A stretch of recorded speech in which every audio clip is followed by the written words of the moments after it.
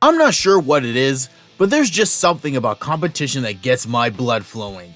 It doesn't matter if it's a sport, board game, or even something like rock, paper, scissors, there's just a part of me that just activates. The part of me that wants to go into battle, give 100% of myself to the pursuit of victory, and then claiming that hard-earned win, knowing that I am the best. And it's that warrior side of me that awakens every time I watch Haikyuu. Every match has me on edge, wondering if or how Hinata and the Crows of Karasuno High are going to snatch the win from their opponents. But you see the thumbnail, we're not here to talk about Ginger Asta, but rather his rival slash BFF, Kageyama. We've seen the king of the court dominate opposing teams with his genius level understanding of the game of volleyball, and that genius has come primarily through his innate talent. But that's the thing, is talent truly all it takes to achieve greatness? Do we really need this intangible knack for being good at something to be good at something? I'm the guidance guy, and we're going to explore that question today. The notion of talent in regards to athletics is talked about so much that it's a cliche now. It's right up there with sports broadcasters saying how an athlete makes their teammates better, and press conferences where reporters ask the same 3 questions with slightly different words. But what's undeniable is the fact that in every area of life, there are always going to be people who are just better than everyone else. Whether they're smarter, faster, stronger, or whatever, we can all think of someone who is the Michael Jordan of this or the Serena Williams of that. And Kageyama is patient zero for the concept of talent in Haikyuu. His ability to understand his team and see through his opponent's strategies is not something that just anyone could do. Otherwise, everyone would do it. And even though he's just a freshman at Karasuno, he's been recognized as having abilities above and beyond those of his senpais who've been playing the game longer. And in our world, we are given the message that those who are at the top of their respective game got there mostly due to their exceptional talent. But is talent all that matters? Despite what it seems like at times, I don't think so. Don't believe me? Let's just look at our scowling setter for a minute.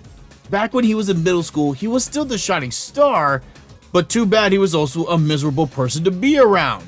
Barking at his teammates, treating those around him with the same colors like they're on the other side of the net. With his domineering and critical style of leadership, he won games, sure, but he also took the fun out of the game, and no amount of talent excuses that.